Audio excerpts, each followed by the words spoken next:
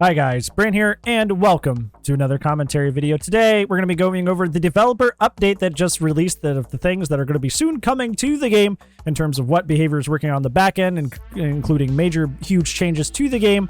And there's a lot of really good stuff in here, despite the main controversial point, which you're probably coming to this video to hear me talk about, and we will talk about that, but I do want to talk about the other stuff as well, because there's actually a lot of good and interesting stuff inside of this, outside of that argument that you know is coming. If you've even peeped at the developer update itself. So let's go ahead and get started without further ado. So the first big thing that I want to cover is that bots and custom matches are finally going to be a thing, which means if you've ever wanted to try out a killer and not do it against a sweat squad and fear being gobbled up by, you know, the uncertainty of matchmaking in pubs, you can now, when this releases, be able to play bots in custom games, meaning that if you buy a brand new killer or just trying a strange build or something like that, you can see if certain things actually work, and if that character's for you, test to your heart's content, because now, without needing friends, you can now just go into a custom game and play whatever you want and test whatever you want, which is really, really nice. Has been a feature that's been asked to be in the game for years, and now it's going to be finally into the game, which is going to be amazing and great. It is important to mention that at first there's only going to be survivor bots, which is probably a little bit easier to code because of like the situation that they already have in the tutorial, but the killer bots will be coming at a later time. Okay, now time for a not so great thing. So they are deciding to visually update the way that breakable walls and pallets look again. And man, look at that. Doesn't that look terrible? That looks like a child scribbled on something. That does not look like a breakable wall. That looks like somebody like scribbled and just kind of like put something random together. That looks terrible. Also, this palette update for the palettes, they tried doing something like this back in the Pithead chapter when Pithead released, and they looked kind of similar to this. And I remember everybody hated that when that happened. And these look pretty similar to the ones they put out back then. So I doubt people will take nicely to either of these, especially the breakable wall, because the breakable wall looks like outright really terrible and ugly. This not so much, but you know, I think one of the things that I noticed is like all the colors and stuff are really muted, and I think it's really important to see from far away if you're not running Windows if there's a palette there. So making palettes kind of like blend into the background more often or easier is not the best thing in the world. Now this is interesting. This is the part I actually like a lot, is that they are updating the basement. There's blood everywhere going down into the basement, and the basement actually does have some really, really cool lighting going on. And I feel like this is kind of like the win out of the three of these that they keep saying that they're going to like update and change. There's blood on the walls and stuff. This actually looks pretty neat and pretty cool. I do like the way this looks. This looks almost kind of reminiscent of the way it looked in that initial, like, you know, in the initial FMVs that they did where, you know, they go into the basement. Like this actually looks kind of like similar to like that original vision, but kind of like, you know, cleaned up, which I think is pretty cool. All right, so let's go ahead and talk about the big thing that you are probably here for, and that is the flashlight adjustments. Now, the main thing coming out of this is that there's no longer going to be flashlight locker blinds. You're right. You heard that correct. They are now going to be giving temporary lightborn whenever you are pulling a survivor out of the locker, essentially meaning that locker flashlight saves are no longer going to be in the game at all.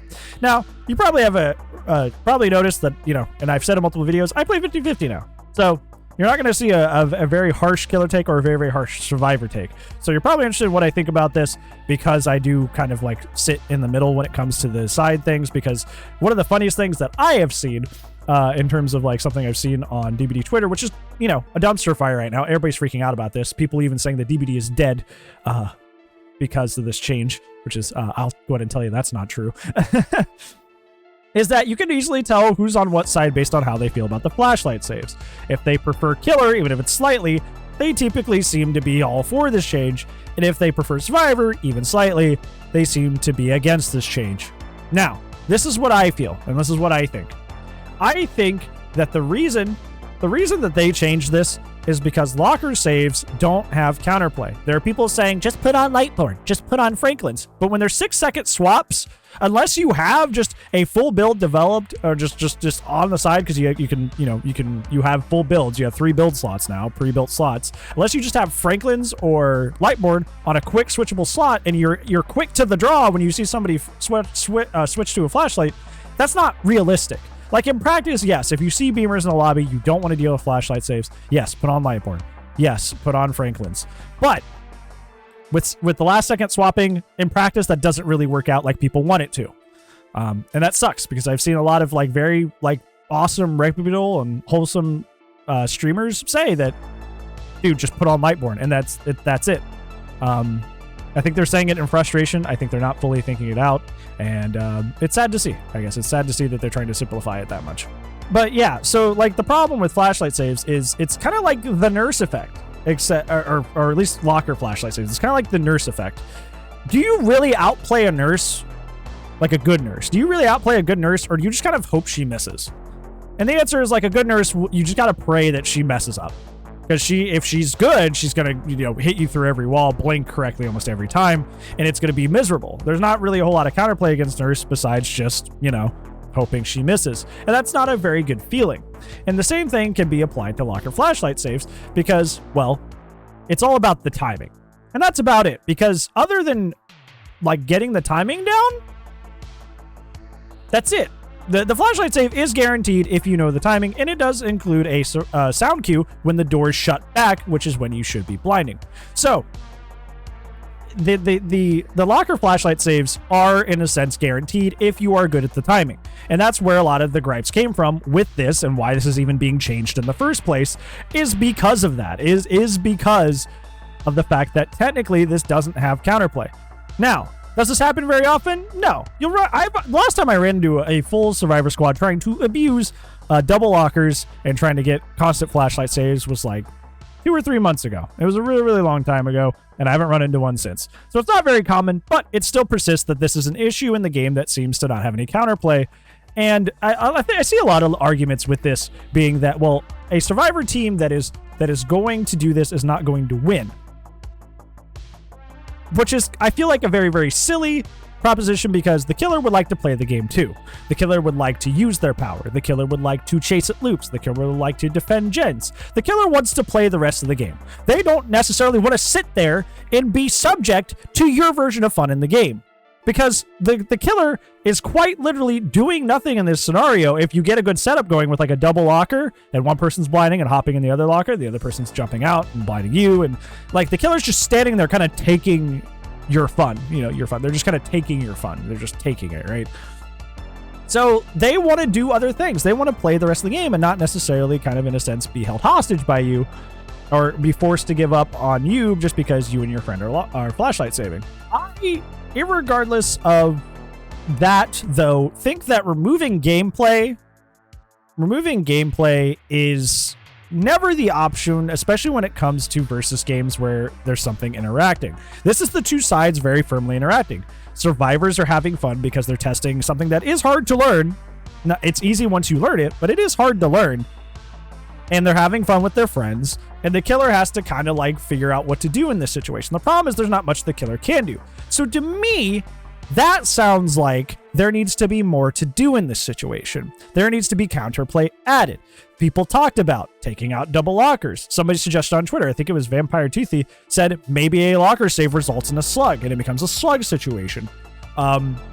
Just something like that. That way there's a little bit of counterplay, because flashlights in general, as a concept, are really fun. The survivors are having fun going for flashlight saves because they're hard to pull off and they're helping their friends and they're skillful, right? So survivors love flashlights. Killers, despite the crybaby ones, and if that counts for you, I'm sorry, I'm not taking that back. Dislike the video.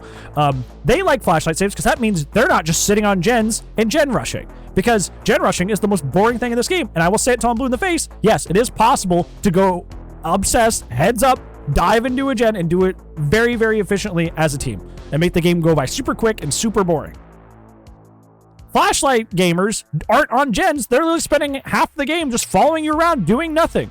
And then you have a lot of counterplay after that. Like, maybe I can face a wall. If they're out in the middle of the open, maybe I can pretend to pick up and then go chase the other guy. Or, hey, I'm going to just like turn around suddenly while picking up and then they have to readjust and maybe there's not an angle the other way. There's plenty of things you can do against a normal flashlight save besides bringing Lightbar, besides bringing Franklin's, that actually has counterplay. It has its own mind game to it that the killer can do something about it.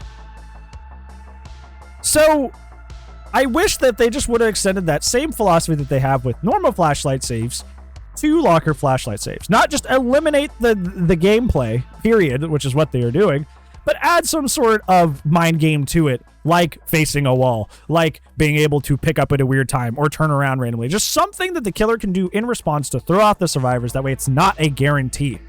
Because that's the only problem with this, is that it's a guarantee, and guarantees and foregone conclusions in a versus game where you want to show off your skill and the things that you're good at sucks. But they are just taking out the interaction entirely, so the survivor no longer gets to show their skill of knowing the timing, and the killer can't learn something new on how to, like, maybe bait a flashlight save from a locker and have new forms of gameplay that's fun to learn. They're just taking out the gameplay entirely. I think that's a horrible decision. I think it's a horrible philosophy, and they should really walk this back. Now, they are trying to kind of, like, you know, pat survivors on the head and give them a little, like, you know, 25-second buffer at the end of a killer's pickup animation to try and, like, you know, extend the window to which you can blind people in general. That's kind of like a sorry. But while I'll take that you still need to fix the thing up there. You still need to fix the thing on top. You just do. You just do.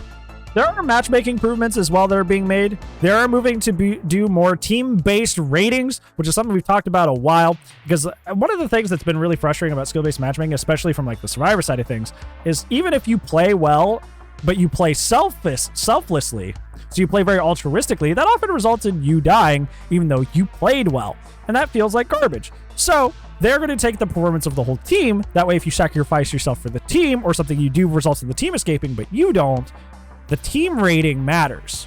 So it doesn't matter that, like, you died. The game isn't going to be like, oh, that guy's a loser. It's taking into account that what you did help the whole team. That matters. Also, they're talking about this wonderful stuff with the extended break, because that's something that a lot of people feel intimidated about with DBD, especially those that quit or took breaks for a while, is that if they come back, the MMR is just going to be the exact same, which is how it is now, and just be super brutal, even though they're clearly not at the same level that they were before. So now they're going to be working to implement something to try and hold off against that as well, which is very, very good for in both of these circumstances. They are doing more to help with the cheating situation beyond just the self queue list that we talked about in the Scott React video. They have prevented this list of stuff from already happening. So there's things that, you know, like hackers that do that's very, very common cheats, very common things that they do to try and, like, show off their hacks, like, you know, from hooking themselves, from instantly powering gens, so on and so forth. So they kind of targeted a group of very, very common hacks that exist, and they've provided a fix that stops these from ever going through. So that's a thing that a lot of people actually suggested, is like the game should be able to detect, you know, when something goes awry. So they're doing that. They're doing the thing, which is very, very good. This last one is really strange to me. This last one's very odd to me.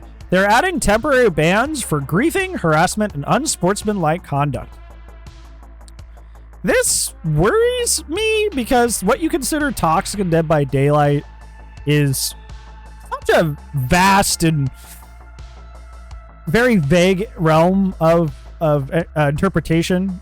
If you give up on first hook because the killer has 4 slowdown and is being like BMing you on hook, are you being considered, are you harassing the other teammates by giving them a bad match? Are you griefing the other teammates by giving a bad match if you give up?